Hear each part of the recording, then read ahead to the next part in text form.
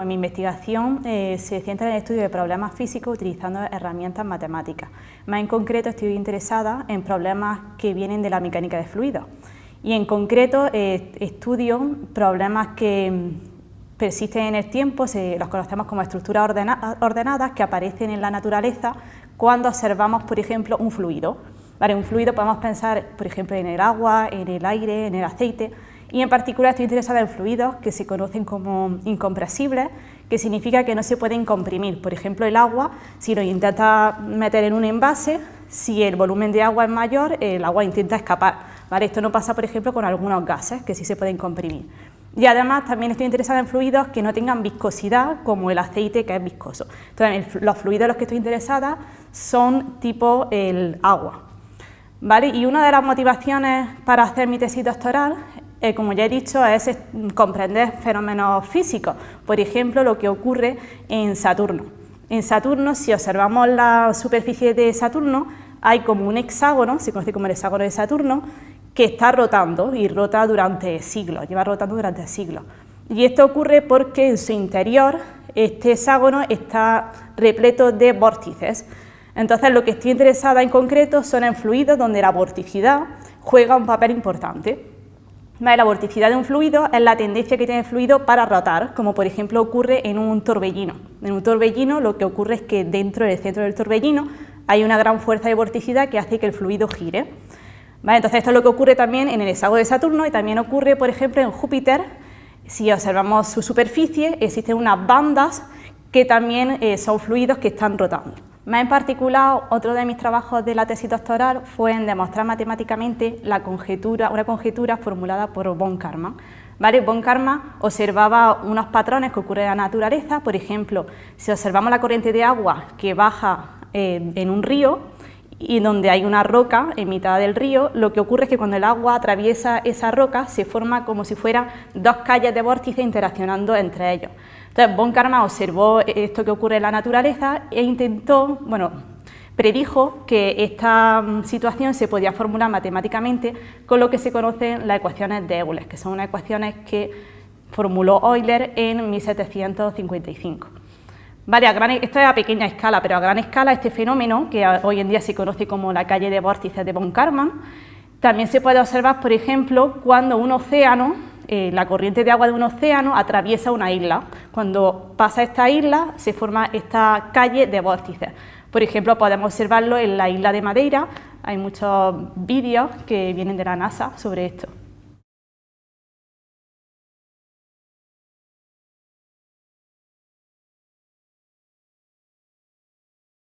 Bueno, como ya he comentado, mi investigación se trata en darle significado matemático a problemas que provienen de la física.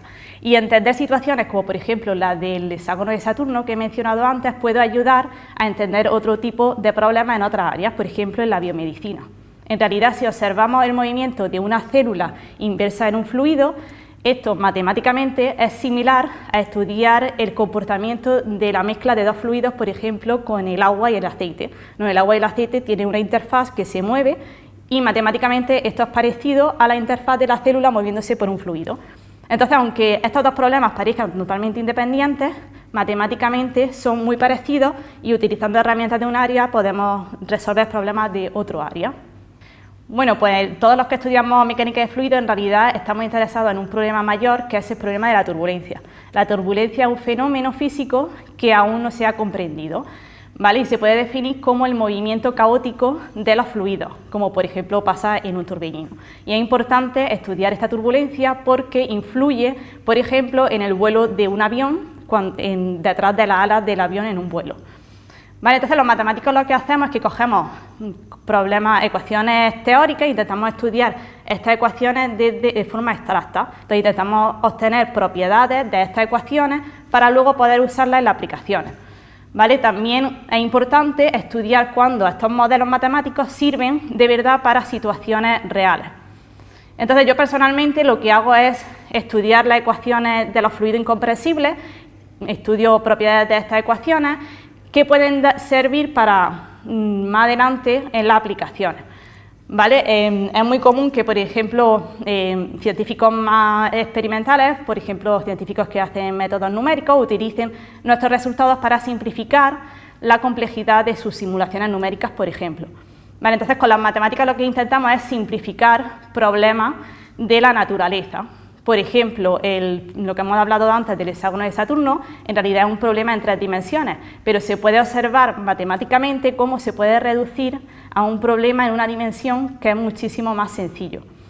¿Vale? Entonces, he de decir que en las matemáticas hacemos pequeños logros, pero juntándolos todos podemos llegar a usarlo para una gran aplicación.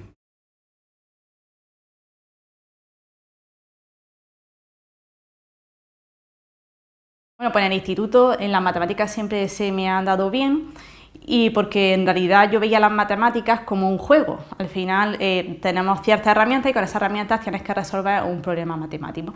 Entonces, cuando terminé el instituto y tenía que decidir sobre qué carrera hacer, dudaba entre las matemáticas y estudiar alguna ingeniería, porque la inercia en aquella época era estudiar ingeniería, ¿no? Porque parecía que era lo que más salidas profesionales tenía. Bueno, entonces al final me decidí por hacer matemáticas y de hecho me vine aquí a Granada a estudiar el grado en matemáticas de la Universidad de Granada. Y aquí pues tuve grandes profesores que me enseñaron lo que era la matemática teórica, que no se estudia en el instituto, y en concreto en el tercer curso tuve una asignatura de ecuaciones diferenciales y de modelos matemáticos, donde por primera vez vi cómo las matemáticas se podían utilizar para entender situaciones de la naturaleza. Entonces, pues gracias a esto decidí, una vez acabada la carrera, adentrarme en el máster en Física y Matemáticas, también por la Universidad de Granada, donde empecé a estudiar sobre la mecánica de fluidos. Y además hice mi TFM, mi tesis de máster sobre este tema. Entonces, una vez terminado el TFM, lo que hice es hacer una tesis doctoral también sobre este tema, y además mi tesis doctoral fue entre la Universidad de Granada y una universidad francesa, la Universidad de Rennes. Y bueno, la investigación, la carrera investigadora es un proceso muy lento. De hecho, en mi campo de investigación, desde que nos ponemos a intentar estudiar un problema hasta que lo conseguimos, aunque la mayoría de veces esto no es posible, no conseguimos ningún resultado, puede pasar un año y medio. Y una vez que lo terminamos de comprender, tenemos que escribirlo en forma de un artículo de investigación e intentar publicarlo en una revista, si puede ser de alto impacto. Entonces, este proceso, desde que empezamos a estudiar el problema hasta que vemos que se ha convertido en un artículo de investigación publicado en una revista, puede pasar 3 años y medio en mi campo de investigación. Por lo que creo que una vez que tenemos este artículo de investigación, es importante asistir a congresos de investigación para darlo a conocer en la comunidad científica. Y además creo que el asistir y participar en congresos de investigación siempre motiva a los investigadores a conocer otras áreas y a poder emprender nuevas investigaciones.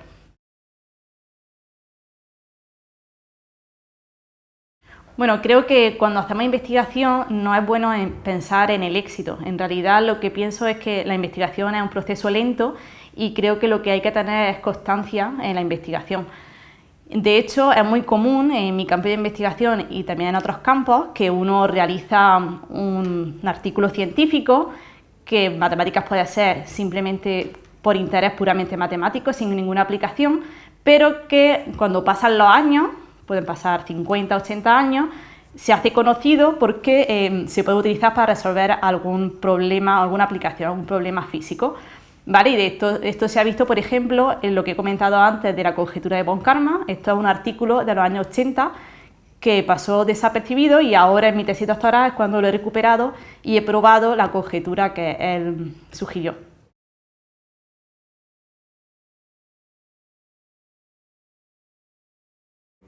Bueno, pues creo que ahora mismo las matemáticas están de moda porque cuando yo empecé a estudiar el grado en matemáticas la nota de corte estaba en un 5 y de hecho todo el mundo me incitaba a estudiar ingenierías porque parecía que era lo que tenía más salida.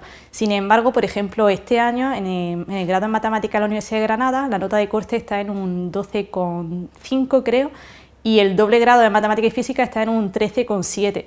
Es decir, que hoy en día creo que la sociedad se ha dado cuenta de que las matemáticas se usan en diferentes ámbitos y también en las diferentes salidas profesionales que tienen, no solo en la enseñanza, como se conocía antes, sino también en grandes empresas, en consultoría, en bancos, hoy en día también en la inteligencia artificial y por último, por supuesto, en investigación, ¿no? En la investigación en la universidad.